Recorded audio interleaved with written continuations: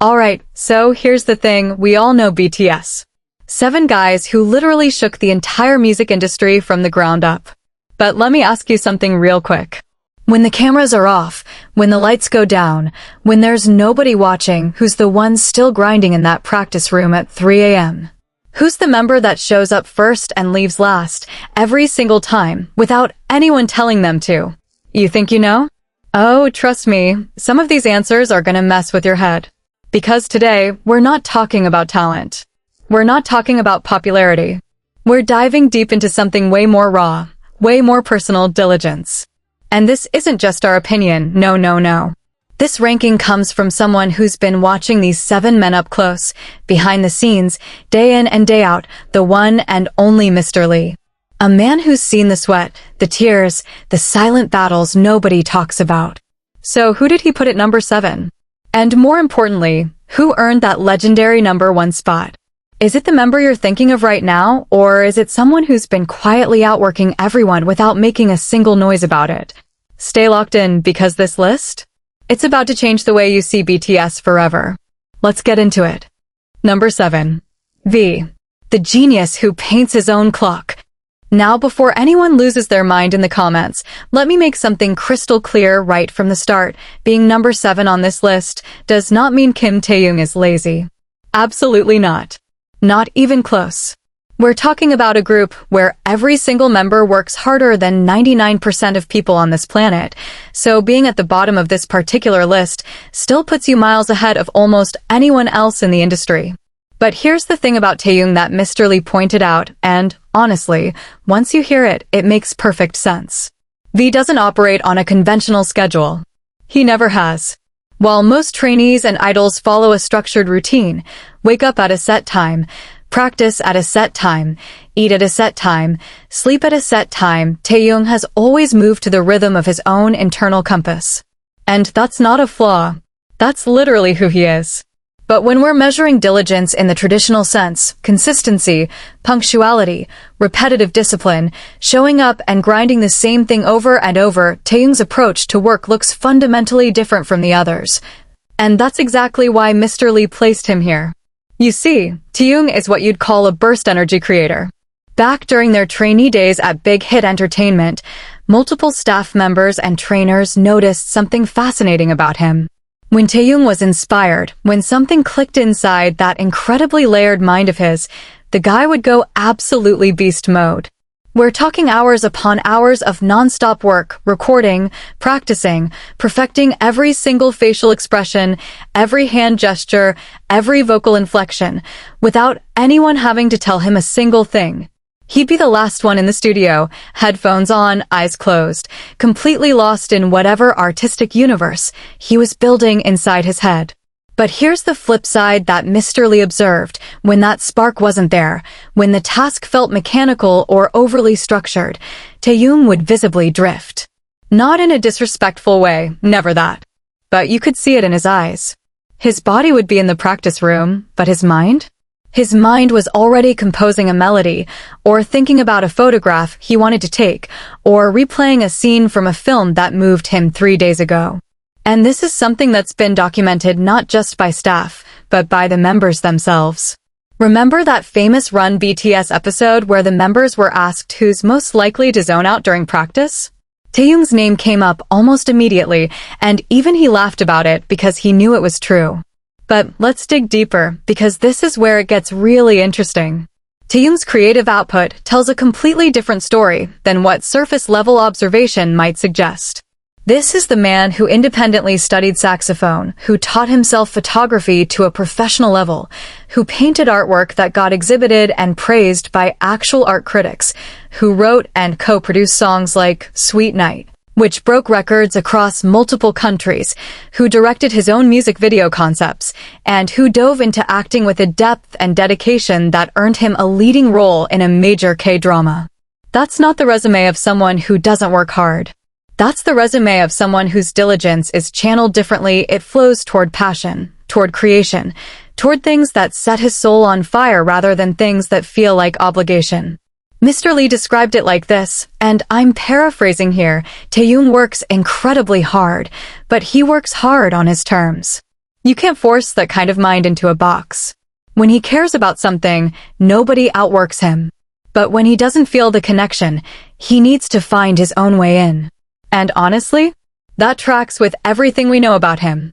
During the making of his solo album, Layover, insiders revealed that Taehyung spent months going back and forth on the sound, the concept, the emotional direction. He wasn't being indecisive, he was being meticulous in a way that only he understands. He needed every note to feel like him, every lyric to bleed authenticity. That's a different kind of diligence. It's not the show up at 6 a.m. every day and run drills kind. It's the I will not release this until it's a piece of my actual soul kind.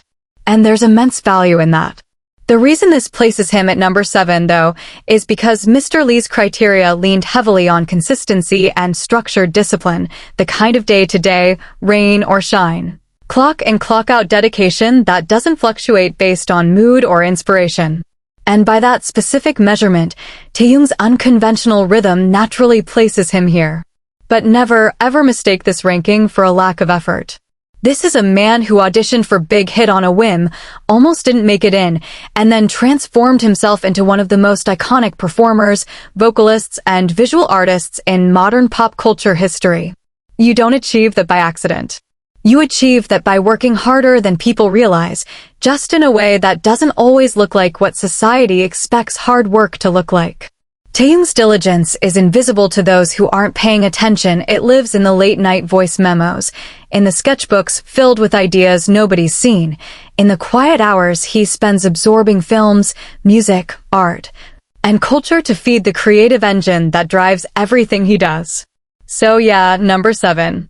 Not because he doesn't work hard, but because his version of hard work dances to a beat that only he can hear. And honestly, the world is better for it. But now let's move to number 6, because the members sitting in that spot, they've got a reputation for being relaxed and easygoing, but what Mr. Lee revealed about their behind-the-scenes discipline is going to seriously surprise you. Number 6. Jeon. The silent soldier who never asked for sympathy. Here's what most people get wrong about Kim Seokjin. They see the dad jokes. They see the worldwide handsome confidence. They see the guy blowing kisses at cameras and making the entire room laugh with one perfectly timed comment. And because of that image, that effortlessly charming, easygoing, life is good exterior, people assume Jeon just coasts. That things come easy to him. That he's the member who puts in the least effort because he's too busy being funny. And honestly, that assumption couldn't be more disrespectful to what this man has actually been through. Because when Mr. Lee talked about Jeon, the energy in the room shifted completely. There was no laughter. No light-hearted anecdotes. Just pure, raw respect for a man who clawed his way through obstacles that would have broken most people, and did it all with a smile on his face so convincing that nobody even noticed the struggle underneath. Let's rewind to the very beginning, because the context here is crucial. When Jeon entered Big Hit Entertainment as a trainee, he was not a singer. He was not a dancer. He was an acting student at Konkuk University who got street casted purely based on his visuals. That's it. No musical background. No performance training. No childhood spent in vocal academies or dance studios like some of the other members had. He walked into a building full of kids who'd been training for years, and he was starting from absolute zero. Now imagine that for a second. You're surrounded by people like Jungkook, who could sing, dance, and pick up any skill like he was born doing it. You're standing next to J-Hope, who'd already won national dance competitions.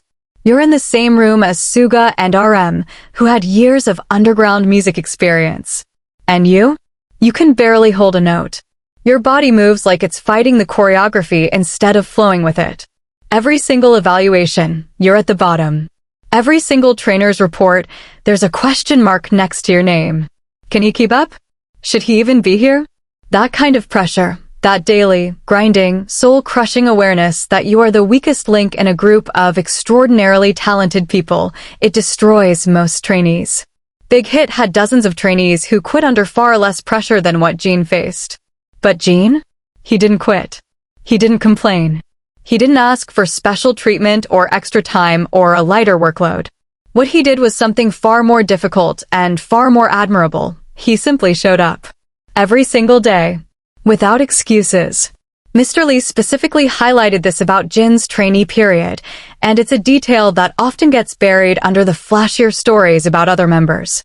Jin would finish his university classes, commute to the practice studio, and train for hours on skills that did not come naturally to him. Vocal exercises that strained his untrained voice. Dance routines that left his body aching in ways the naturally gifted members never experienced. He'd practice the same 8 count over and over and over while others moved on after getting it in 3 tries. And here's what really hits hard. He rarely talked about it. He didn't post about his struggles. He didn't seek validation or pity from fans or even his own members. Years later, when these stories slowly surfaced through interviews and behind-the-scenes content, even ARMY was shocked at how much Jin had been carrying silently. There's a moment from their early Bangtan bombs that hardcore fans know well. During practice for one of their debut-era performances, you can see Jin in the back, slightly offbeat, visibly frustrated with himself. The other members take a break, drink water, check their phones. Jin stays on the floor and runs the move again. And again. And again. Nobody asked him to. Nobody was watching.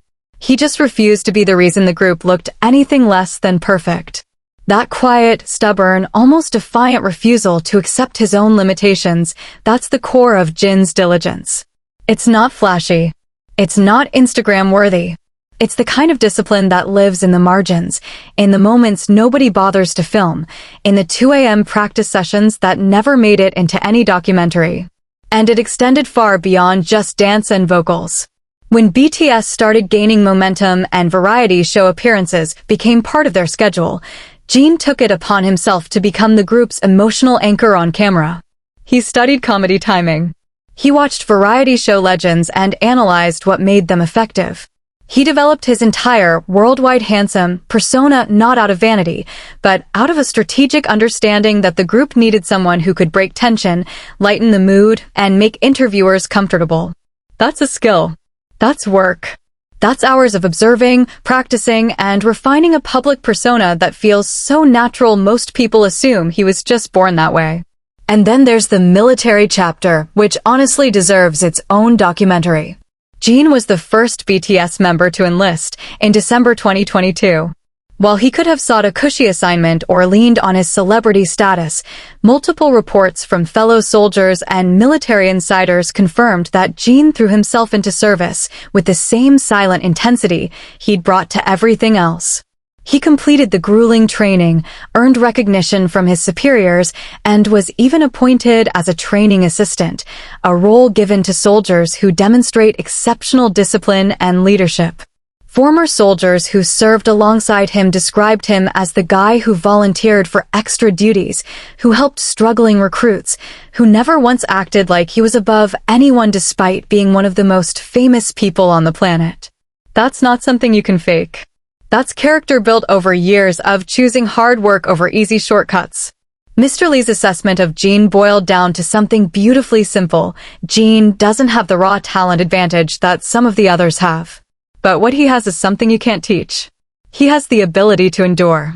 To show up when it's painful, when it's embarrassing, when every fiber of his being wants to stop. And he does it without making a single sound about it. The reason Jin sits at number 6 rather than higher isn't because his effort is lacking, it's because the members above him bring an almost obsessive, almost unhealthy level of relentless pursuit that edges beyond what even Jin's remarkable consistency delivers. But make no mistake, without Jin's quiet, steady, unglamorous grind, BTS as we know it simply would not exist. He's the foundation nobody sees. The steel beam inside the wall. Not pretty. Not celebrated, but absolutely essential. So the next time you watch Jin hit a high note that gives you chills, or nail a choreography that once would have been impossible for him, remember, that moment cost him thousands of invisible hours that he'll never talk about. And that right there is a kind of diligence that deserves way more respect than it gets. Now get ready, because number 5 is where things start to get intense. The member in that spot has a work ethic so fierce, so deeply embedded in their DNA, that even the other members have openly admitted they're sometimes intimidated by it. Want to know who it is? Number 5. Jungkook. The golden boy who made genius look like laziness. Okay, I already know what you're thinking. Jungkook? Number 5? The Jungkook? The guy who's good at literally everything? The member who can sing, dance, produce, film, edit, draw, do sports, cook, box, and probably perform open heart surgery if someone handed him a YouTube tutorial and gave him 48 hours? How on earth is he only at number 5? And look, that reaction is exactly the trap most people fall into when they talk about Jungkook's work ethic. Because here's the paradox that Mr. Lee laid out, and it's genuinely one of the most fascinating observations about any idol I've ever heard. Jungkook's greatest blessing is also the very thing that masks the true nature of his diligence. The boy is so absurdly, almost unfairly talented at picking things up quickly that people, including staff, trainers, and sometimes even the members themselves, underestimate how hard he actually works. When you learn choreography in half the time it takes everyone else, people don't say, wow, he must practice incredibly hard. They say, wow, he's just naturally gifted. And that subtle difference in perception has followed Jungkook his entire career.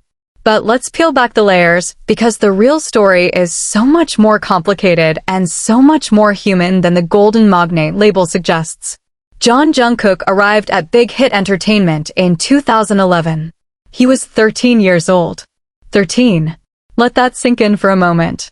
A kid from Busan, barely into his teenage years, leaving his family, his friends, his entire world behind to move to Seoul alone, not because someone forced him to, but because after watching RM's audition, something inside him decided that this was where he needed to be. Now that decision alone shows a level of determination that most adults don't possess. But determination and diligence are two different animals. Determination gets you through the door. Diligence is what keeps you from walking back out when you realize the room is full of fire. And Jungkook's early trainee days were absolutely full of fire. Despite his natural ability to absorb skills, the emotional toll of being the youngest person in every room, the youngest in the group, the youngest in the company, weighed heavily on him. Multiple accounts from that era describe a Jungkook who was painfully shy, who cried frequently from homesickness, who struggled to communicate with hyungs he admired, but didn't know how to approach. And yet, and this is what Mr. Lee emphasized, through all of that emotional turbulence, the kid never stopped working. He'd cry in the bathroom, wash his face, walk back into the practice room, and run the routine again. 13 years old. Crying and training. Training and crying. Over and over until the tears dried up and the moves became muscle memory. That's not talent. That's grit wrapped in baby fat. As Jungkook grew into his role within BTS, his approach to diligence evolved in a way that's distinctly different from the members ranked above him. Rather than drilling one skill with obsessive repetition, Jungkook's diligence spread horizontally. He became what you might call a serial mastery seeker. He'd see J-Hope dance and decide he needed to match that level. He'd hear Suga produce a track and suddenly he's spending nights learning production software. He'd watch a video of someone doing pull-ups and within months, he's got the physique of a professional athlete. He picked up filming and editing for Bangtan bombs and Golden Closet films with no formal training, just hours of watching tutorials, experimenting, failing, and trying again until the output looked professional. He taught himself to use complex camera equipment, editing software, color grading tools, all while maintaining his primary duties as a performer. That breadth of effort is genuinely staggering when you list it all out. But here's the nuance that Mr. Lee identified, and it's the reason Jungkook sits at number 5 rather than higher. Jungkook's diligence is reactive rather than structural. What that means is Jungkook works incredibly hard when something captures his interest, when a challenge presents itself, when there's a mountain to climb. He's the type who sees a wall and immediately starts looking for ways to scale it. But the members above him on this list possess something slightly different, a self-initiated, internally driven, almost compulsive need to work that doesn't require an external trigger. Jungkook needs the spark. He needs the moment of, I want to conquer that. And once he has it, absolutely nobody on this planet will outwork him in that specific pursuit. But between those sparks, there are valleys. Moments where the golden magne is content to rest, to play games, to relax in a way that the top-ranked members on this list physically cannot do. And that's not a criticism. It's a human observation. It's actually healthy. It's actually what prevents burnout. But on a pure diligence scale, it places him just below those who simply cannot turn the engine off, even when they should. There's a story from the Burn the Stage documentary that perfectly illustrates Jungkook's unique brand of diligence. During one concert, he injured his heel badly enough that any reasonable person would have sat out. The medical staff advised rest.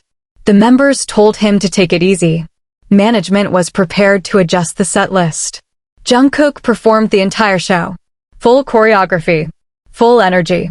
He literally danced on an injury because the thought of giving the audience anything less than everything was physically unbearable to him. After the show, his sock was soaked with blood. He didn't mention it until someone noticed. That moment tells you everything about how Jungkook's diligence operates. It's explosive. It's all or nothing. It's triggered by love and responsibility and an almost reckless refusal to let people down. When Jungkook commits, he commits with his entire being. His solo album, Golden, and the promotional cycle around it showed this in full force. He flew to multiple countries for filming, performed on major international platforms, engaged with media at a pace that would exhaust even seasoned solo artists, and delivered performances that showcased years of accumulated growth. The title wasn't just marketing, it was a factual description of someone who'd spent a decade relentlessly absorbing every skill within arm's reach. But Mr. Lee's assessment kept coming back to one core observation. Jungkook is the most talented person I've ever seen in terms of raw ability to learn. But diligence isn't about how fast you learn. It's about how consistently you show up when there's nothing exciting to learn. And in that specific dimension, there are members who edge past him. It's a razor-thin distinction. We're talking about the difference between a wildfire and a furnace. The wildfire is more spectacular, more awe-inspiring, more immediately impressive. But the furnace? The furnace burns at the same temperature every single day, without fail, without fluctuation, whether anyone's watching or not. Jungkook is the wildfire. Magnificent, unstoppable, breathtaking when it burns. And at number 5, he's in rarefied air that most humans could never even dream of reaching. But the 4 members above him? They're about to redefine what you thought you knew about discipline. Starting with number 4, a member whose relentless intellectual grind behind the scenes has been so quietly massive that even some of the most dedicated ARMY don't fully grasp the scale of what this person has built. Can you guess who it is? Number 4. RM, the mind that never stops building. Most leaders in K-pop are chosen for their stage presence, their seniority, or their vocal ability. Namjoon was chosen because at 15 years old, he was already writing lyrics that made grown adults uncomfortable with how much truth they contained. Let that distinction settle in your mind for a second, because it tells you everything about the kind of diligence we're dealing with here. RM's grind doesn't live in a practice room. It doesn't show up in dance rehearsal footage or vocal training clips. His diligence is cerebral, relentless, almost invisible, a never-ending construction project happening inside a brain that literally refuses to stop building. And according to Mr. Lee, that's precisely what makes Namjoon one of the most disciplined human beings he's ever worked with, while also being the reason most people criminally underestimate the sheer volume of work this man produces. Let's start with a number that should genuinely shock you. As of today, RM has songwriting and production credits on well over 200 songs. 200 songs. And we're not talking about the kind of credits where someone walks into a studio, mumbles a melody line, and gets their name slapped on the track. We're talking about deep, substantive, foundational contributions, lyrics written from scratch, musical arrangements conceptualized, thematic directions established, entire albums architected from the ground up. He has been the primary creative engine behind BTS's discography since before they even debuted. No More Dream, their debut track? Namjoon wrote it. The entire Love Yourself series that fundamentally changed what pop music could say about mental health and self-acceptance? Namjoon was the philosophical architect behind that narrative arc, Spring Day, widely regarded as one of the greatest K-pop songs ever recorded. Namjoon's fingerprints are all over it. The man doesn't just write songs, he builds entire emotional universes out of words, and he does it with a consistency that borders on compulsive. Mr. Lee described Namjoon's creative process as something almost frightening to witness up close. "He's always writing," Mr. Lee said. Always. In the car, at restaurants, backstage, during breaks that are supposed to be breaks. His phone is full of notes, fragments of lyrics, observations about people he saw on the street, quotes from books he's reading, philosophical questions he's wrestling with at 4 a.m. The man treats every waking moment as raw material for creation. It's not something he turns on and off. It's just how his brain operates. And that observation connects to something deeper about Namjoon's particular brand of diligence. It's self-generated, self-sustained, and almost entirely independent of external validation. Unlike the reactive diligence we talked about with Jungkook, Namjoon's drive doesn't need a trigger. There's no spark required. The furnace is always on.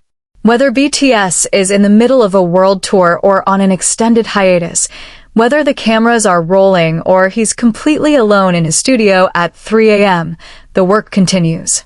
The reading continues. The writing continues. The thinking never, ever stops. Speaking of reading, let's talk about that, because it's a dimension of Namjoon's diligence that rarely gets the recognition it deserves.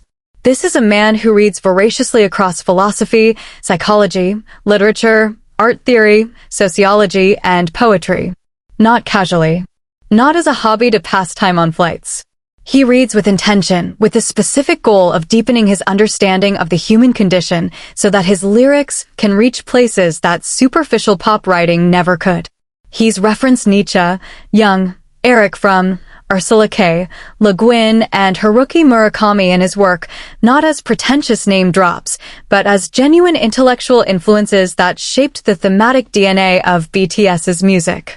His solo album, Indigo, wasn't just a collection of songs, it was a curated exhibition of collaborations with artists he'd spent years studying and admiring, each track designed to explore a different facet of identity, aging, and purpose. That album alone represented thousands of hours of accumulated knowledge, reflection, and creative synthesis. You don't stumble into that kind of depth. You earn it through years of disciplined intellectual labor that nobody sees and nobody applauds. And then there's the English. Oh, the English. Every army knows the story by now. Namjoon taught himself English by watching the sitcom Friends with Korean subtitles, then without subtitles, then by writing down phrases and practicing them until they became natural. But what often gets lost in the retelling of that story is the sheer discipline it required. This wasn't a weekend project. This was years of daily, unglamorous, repetitive work. Watching the same episodes dozens of times. Looking up words in dictionaries. Practicing pronunciation alone in his room. Writing English lyrics and having them corrected and rewriting them and having them corrected again. By the time BTS started doing English interviews, Namjoon wasn't just translating for the group. He was articulating complex ideas about art, society, and youth with a fluency and eloquence that impressed native English speakers. His UN General Assembly speeches were delivered with a poise and linguistic precision that seasoned diplomats envied. None of that happened by accident. Every single word was earned through the kind of quiet, persistent grind that never makes headlines but makes everything else possible. Mr. Lee also pointed out something about Namjoon's leadership diligence that often goes unnoticed. Being the leader of BTS isn't just a title, it's a 24/7 responsibility that requires emotional labor on a scale most people can't comprehend. Namjoon has been the bridge between the members and management since day one. Every conflict, every creative disagreement, every moment of doubt or frustration within the group, it all flows through him. He's the one who sits in meetings with executives and fights for the group's artistic vision. He's the one who notices when a member is struggling emotionally and finds a way to address it without making it awkward. He's the one who writes the thank you speeches, who prepares the talking points for interviews, who stays up rehearsing what to say at award shows because he understands that his words represent not just himself, but 6 other people and millions of fans. That emotional and administrative workload runs parallel to his creative output, and the fact that he manages both simultaneously without either one suffering is a testament to a level of discipline that's almost superhuman. There's a behind-the-scenes moment from the B album sessions that captures Namjoon's diligence perfectly. The members were brainstorming concepts, and most of them threw out ideas off the top of their heads, which is totally normal and fine. Namjoon pulled out a notebook. A physical notebook filled with pages of handwritten notes, research, references, mood boards described in text form, and lyrical fragments organized by theme. He'd been preparing for that brainstorm for weeks. While the others were living their lives and waiting for the session to start, Namjoon had already done homework that nobody assigned him. That's not just hard work. That's a fundamentally different relationship with preparation. It's the mentality of someone who believes that inspiration is unreliable, but readiness is a choice. Now, the reason Namjoon sits at number 4 and not higher comes down to something Mr. Lee observed about the physical dimension of diligence. Namjoon's grind is overwhelmingly intellectual and creative. In terms of pure physical discipline, the grueling, body-punishing repetition of dance practice, the athletic endurance of performance preparation, Namjoon has openly and honestly admitted that this is his weakest area. He's famously described himself as having no coordination, and while that's partly self-deprecating humor, there's truth in the fact that dance has always required more effort from him than almost anything else. He puts in the work, absolutely. He never phones it in. But the 3 members above him bring a level of physical discipline that, combined with their other qualities, creates a total package of diligence that edges past even Namjoon's extraordinary intellectual engine. But don't let the ranking fool you. In terms of pure creative output per hour lived, Kim Namjoon might be the most productive artist of his generation. The body of work he's built, not just for himself, but for an entire group, an entire fandom, an entire cultural movement, is staggering in scope and depth. He's the architect who designed the cathedral that everyone else gets to sing in. And every brick in that cathedral was laid by a man who believes that the only talent worth having is the talent for never stopping. Alright, now we're entering the top 3, and this is where the air gets thin and the competition gets absolutely brutal. Number 3 is a member whose approach to work has been described by multiple industry insiders as borderline obsessive, someone who turned pain into fuel and silence into a superpower. Trust me, you're not ready for this one. Number 3, Suga, the man who built an empire from a burning shoulder. Somewhere in Daegu, South Korea, in a tiny, cramped studio that most people would mistake for a storage closet, a teenage boy with fire in his chest and nothing in his pockets was writing rap lyrics on scraps of paper he couldn't afford to waste. No professional equipment. No fancy software. No connections, no safety net, no backup plan. Just a kid named Yoongi who decided that music was going to be his way out of a life that had given him almost nothing, and that no amount of pain, poverty, or rejection was going to stop him. That kid grew up to become Suga. And then Auguste. And then one of the most respected producers and songwriters in the entire Asian music industry. But the distance between that broke teenager in Daegu and the Grammy-nominated artist performing in stadiums across the world? That distance wasn't covered by talent alone. It was covered inch by painful inch through a level of diligence so intense, so deeply woven into Yoongi's DNA, that Mr. Lee described it in terms usually reserved for machines, not humans. Yoongi doesn't rest, Mr. Lee said, and the simplicity of that statement carries more weight than 1,000 motivational speeches. Other members finish their schedules and go home. Yoongi finishes his schedule and goes to the studio. Then he works until his body physically cannot stay awake anymore. Then he sleeps on the studio couch. Then he wakes up and does it again. I've seen him do this for weeks straight without a single day off. It's not healthy, but it's who he is. Before we unpack the BTS era, though, you need to understand where this obsessive work ethic was forged, because Yoongi's backstory isn't just some idol origin story, it's a survival narrative. Growing up in Daegu, Yoongi's family was not wealthy. His parents actively discouraged his pursuit of music, not out of cruelty, but out of genuine fear that their son was chasing a dream that would leave him starving. The tension between following his passion and meeting his family's expectations created a psychological pressure cooker that would define Yoongi's entire relationship with work. He started producing beats and writing raps as part of Daegu's underground hip-hop scene while still in high school. Juggling academics, his heart wasn't in with a musical ambition that consumed every available hour of his day. He worked part-time jobs to fund studio time. He skipped meals to save money for equipment. He performed at tiny underground shows for audiences that sometimes numbered in the single digits.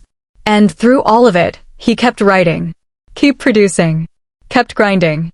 Because for Yoongi, stopping wasn't an option, it was a death sentence for the only version of himself he was willing to be. When he joined Big Hit as a trainee, things didn't get easier.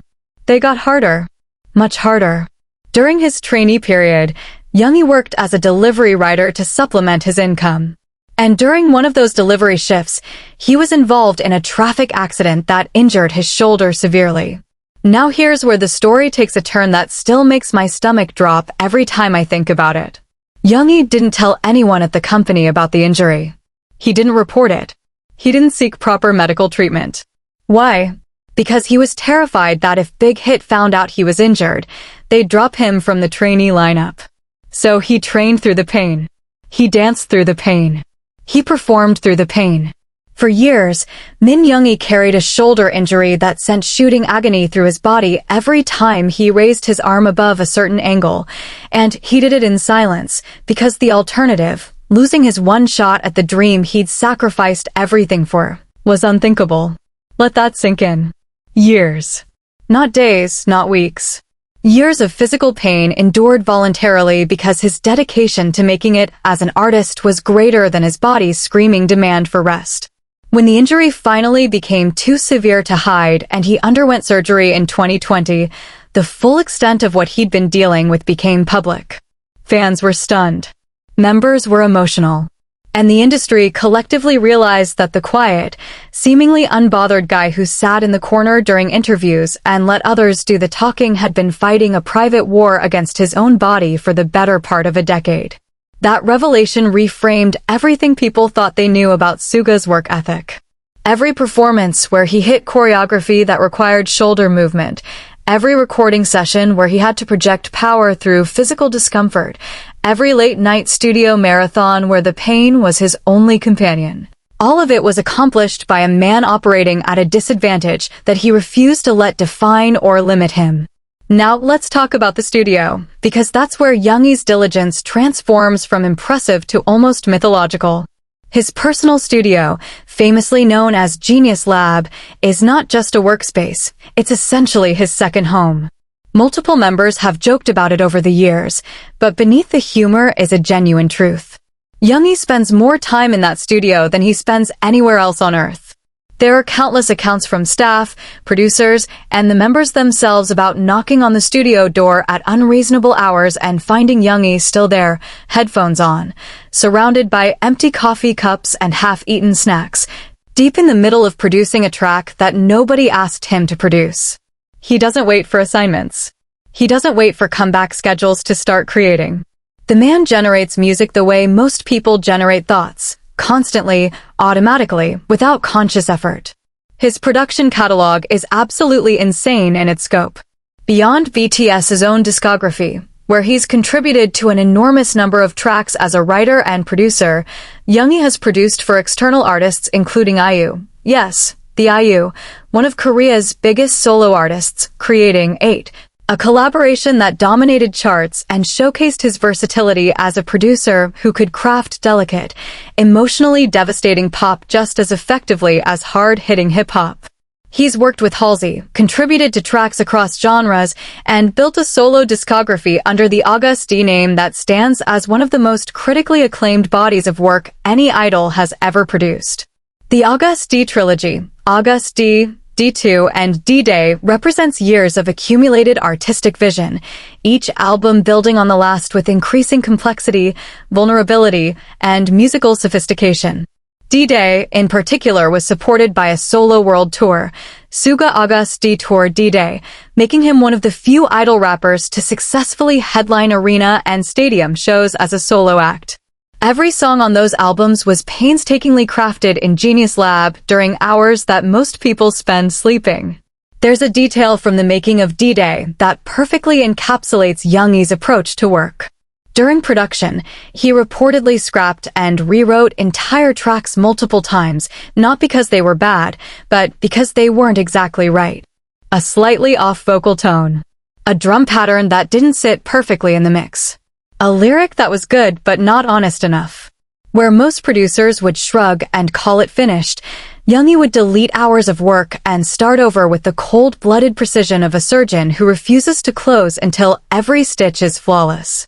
That perfectionism, combined with his volume of output, creates a work rate that is genuinely difficult to comprehend. He's not just working hard, he's working hard at an elite level of quality, simultaneously, without letting either dimension slip. Mr. Lee drew a sharp distinction between Yoongi and the members below him on this list. The difference, he explained, is that Yoongi's diligence is self-punishing. He doesn't just want to work, he needs to. If he's not creating, something inside him feels wrong. It's like an itch he can't scratch any other way. The members above him share that same compulsive drive, but what separates them is the physical dimension. They bring that same intensity to performance and training in ways that Yoongi's body, partly due to his injury history, hasn't always allowed him to match. And that right there is the razor's edge. Yoongi's diligence in the studio is arguably unmatched by anyone in the group. But diligence, as Mr. Lee defined it, encompasses the full spectrum: creative, physical, emotional, performative, and in that holistic measurement, the two members above him bring a completeness that edges them ahead by the thinnest of margins. But let me be absolutely clear about something. Min Yoongi took a broken shoulder, a broken bank account, and a broken relationship with his own family's expectations, and he welded them together into a career that will be studied and celebrated for generations. He turned pain into poetry and silence into sonic architecture. Every beat he's ever produced carries the fingerprints of a man who decided, as a starving teenager in a forgotten studio in Daegu, that giving up was not a language he would ever learn to speak. Now brace yourself, because number 2 is about to walk in, and this member's story of diligence isn't just inspiring, it's physically painful to hear. A person who pushed their body so far past its limits so many times that even the other members have begged them to stop. You think you know who it is?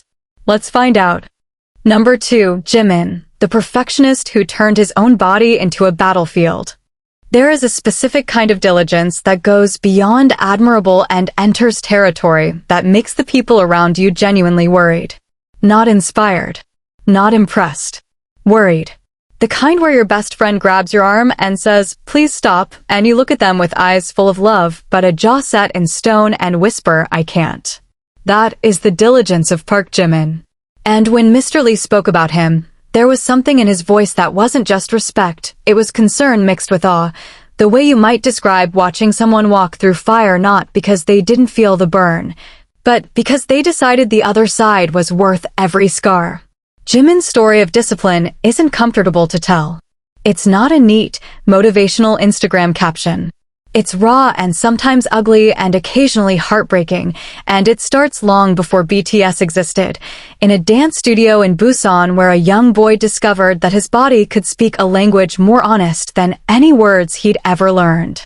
Before Jimin was an idol, he was a contemporary dancer. And not just any contemporary dancer.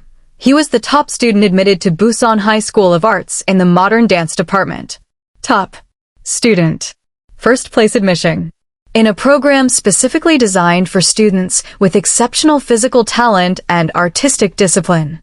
While most future idols were training in entertainment company practice rooms learning pop choreography, Jimin was studying an art form that demands absolute mastery of every muscle fiber, every breath, every microscopic shift in weight and balance.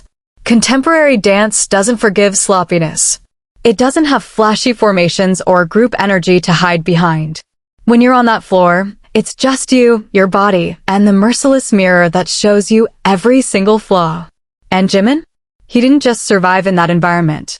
He thrived in it. He became the standard by which other students measured themselves. But here's what that background did to his psychology, and this is absolutely critical to understanding why Jimin is at number 2 on this list. Contemporary dance training at an elite level installs a particular kind of mental software, a relentless, almost cruel internal critic that evaluates every movement against an ideal of perfection that can never truly be achieved. For most people, good enough is a functional concept. For Jimin, good enough is a foreign phrase that his brain literally does not recognize. Good is not enough. Great is not enough. Even perfect is not enough, because the moment you achieve perfection in one dimension, the internal critic finds another dimension where you're falling short. That mentality followed Jimin from Busan to Seoul when he transferred to Korea Arts High School and joined Big Hit Entertainment as a trainee, and it absolutely consumed him. Multiple accounts from the trainee era paint a picture that is simultaneously inspiring and deeply troubling. Jimin was the last trainee to join the group that would become BTS, arriving later than the others and immediately feeling the pressure of being behind. While the other trainees had been building chemistry, learning company-style choreography, and settling into routines, Jimin was the new kid trying to catch up at a dead sprint. And catch up he did, but at a cost that his body and mind would pay for years. Staff members from that period have described Jimin's practice habits in terms that sound less like dedication and more like self-punishment. When group practice ended at midnight, Jimin stayed. When the building was supposed to close, Jimin negotiated for more time. When there was literally no more time to negotiate, Jimin practiced in his dorm room, in hallways, in any space with enough room to run through formations. He would drill the same sequence dozens of times, then watch himself on video, identify every imperfection visible only to his mercilessly trained eye, and drill it again. The members have spoken about this extensively over the years, and their words are haunting in their consistency. Taehyung once described hearing Jimin's footsteps in the practice room late at night and feeling a mixture of admiration and sadness. Namjoon talked about trying to convince Jimin that he was already good enough, only to be met with a polite refusal and a return to the practice floor. Jungkook, the golden magne himself, arguably the most naturally talented member, has openly stated that Jimin works harder than anyone he's ever seen. When the member known for being good at everything tells you someone else outworks him, you stop and pay attention. But the physical dimension of Jimin's diligence is where the story becomes genuinely difficult to discuss, because it intersects with something darker. During BTS's early years, Jimin engaged in extreme dieting that went far beyond what any reasonable health standard would allow. In the documentary, Burn the Stage, there's a moment that hit fans like a truck. Jimin admitted to not eating for extended periods because he felt his face looked too round, his body not lean enough to match the image he believed he needed to project. He would restrict food intake to almost nothing while maintaining a practice schedule that would exhaust a well-fed Olympic athlete. The result was predictable and devastating: fainting spells, dizziness, physical collapse during rehearsals, moments where his body simply shut down because it had nothing left to run on. And every single time, after being helped up, after being scolded by staff and members, after promising to take better care of himself, Jimin would get back on that practice floor. Not because he didn't understand the danger, not because he was ignorant about health, but because the voice inside his head, that relentless contemporary dance critic that demanded perfection in every form, including physical appearance, was louder than any rational argument anyone could make. That's the terrifying beauty of Jimin's diligence. It doesn't negotiate. It doesn't compromise. It takes and takes and takes from him, and he lets it, because somewhere deep in the wiring of his psyche, the pursuit of perfection became indistinguishable from the pursuit of self-worth. To stop working, to accept anything less than flawless, would feel like accepting that he himself is less than enough. And for Park Jimin, that is a conclusion he will destroy himself to avoid reaching. Mr. Lee spoke about this with visible emotion. "There were days where I wanted to physically carry him out of the practice room," he said. Days where I could see that his body was running on fumes and willpower alone. But you couldn't stop him.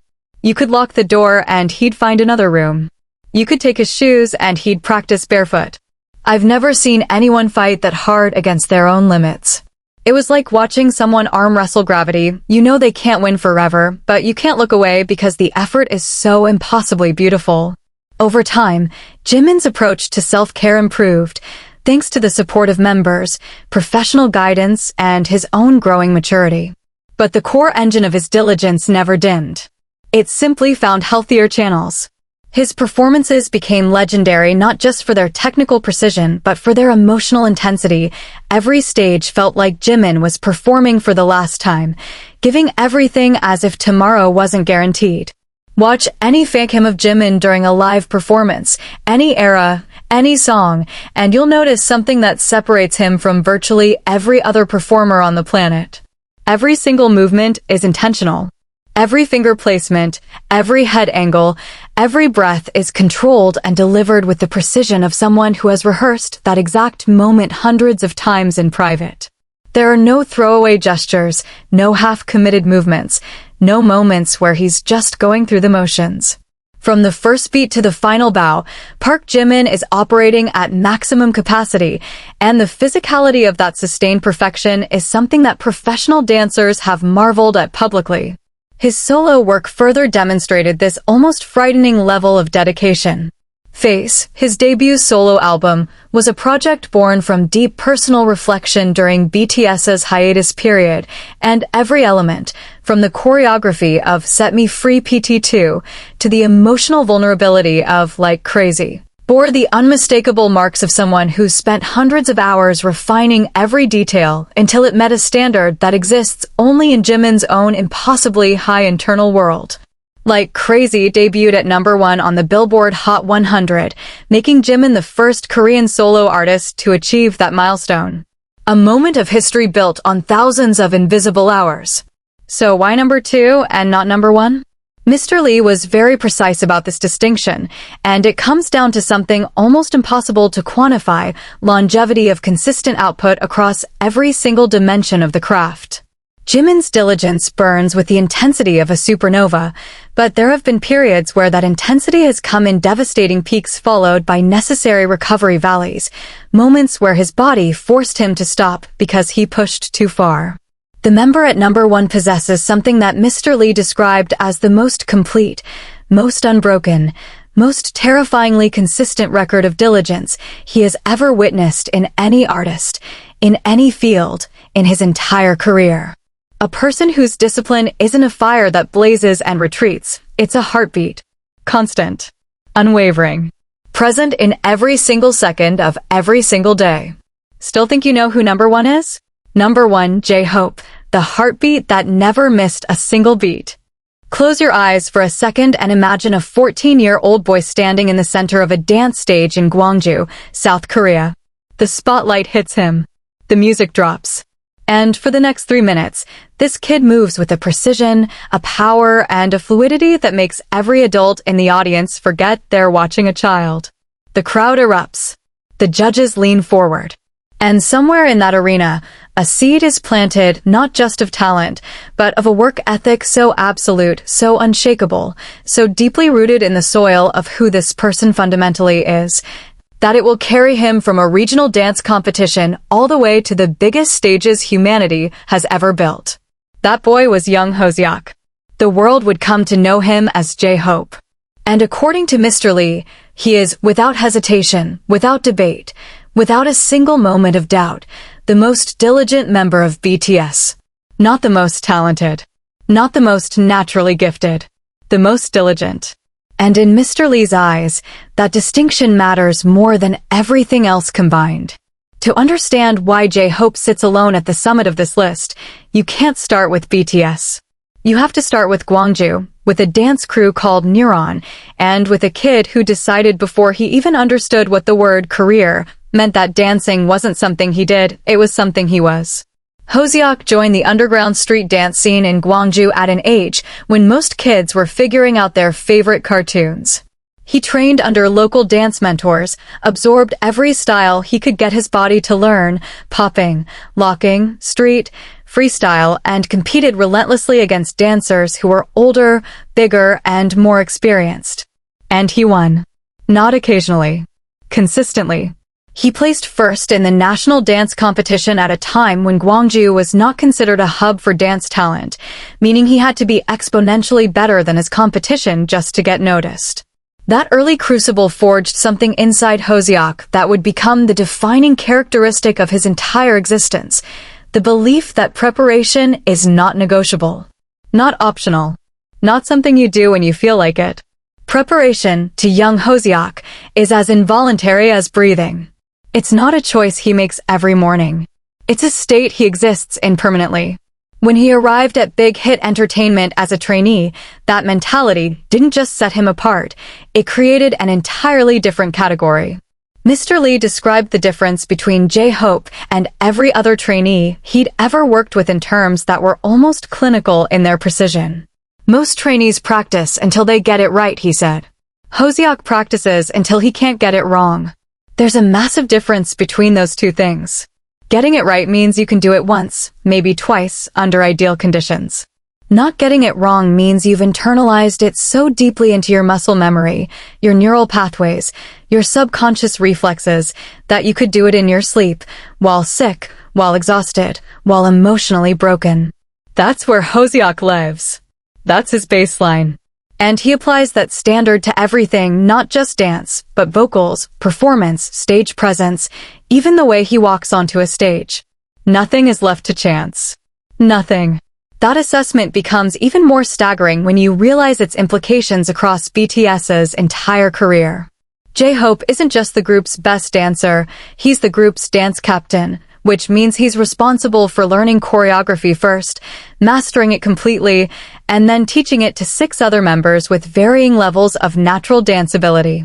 Every BTS choreography you've ever watched was filtered through Hoseok's body first. He learned it. He perfected it. He broke it down into teachable segments. He figured out modifications for members who struggled with specific moves. He ran rehearsals. He gave feedback. He demonstrated over and over and over until everyone was synchronized.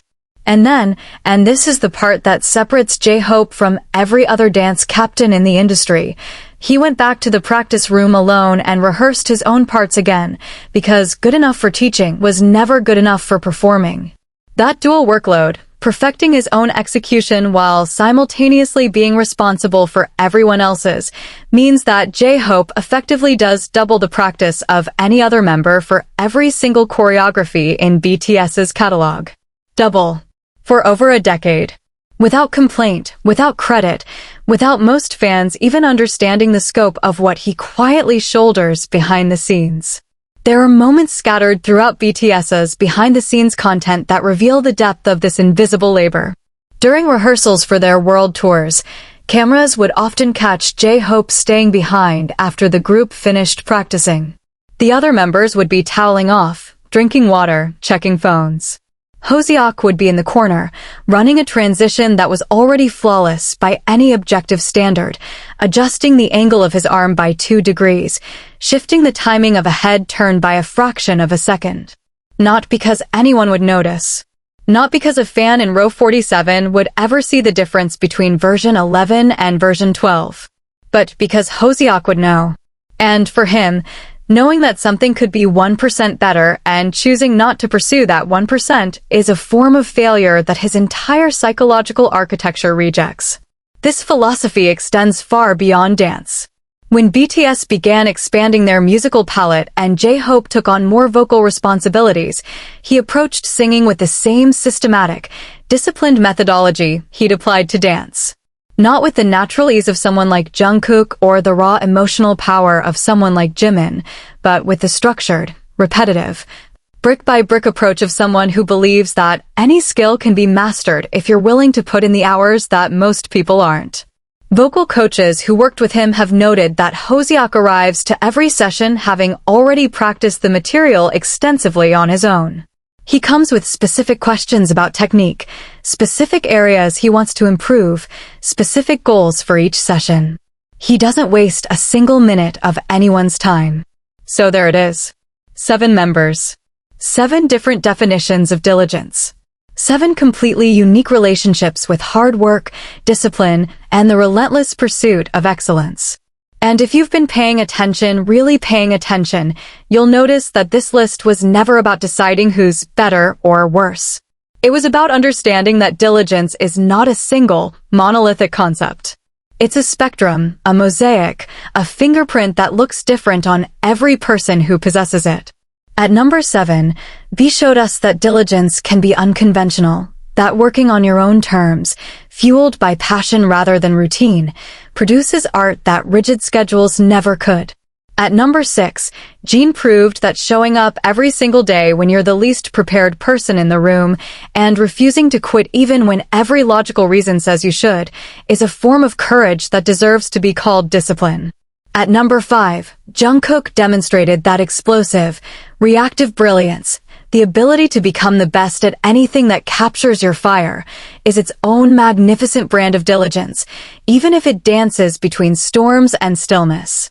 At number 4, RM revealed that intellectual grind counts, that the leader who reads, writes, thinks, and builds frameworks of meaning at 4 a.m. is doing labor just as grueling as any physical rehearsal. And his 200-plus songwriting credits are the receipts. At number 3, Suga taught us that diligence can be forged in pain, that a broken shoulder, an empty wallet, and a family that doubted you can become the fuel for an empire if you simply refuse to stop building, no matter how much it hurts. At number 2, Jimin showed us the terrifying beauty of perfectionism, that the pursuit of flawlessness, while sometimes destructive, produces moments of artistic transcendence that leave audiences breathless and history books rewritten. And at number 1, J-Hope defined what it means to be the heartbeat, the constant, unwavering, unbreakable rhythm that holds everything together, not through explosive bursts, but through a consistency so total, so complete, that it becomes the gravitational center around which everything else orbits.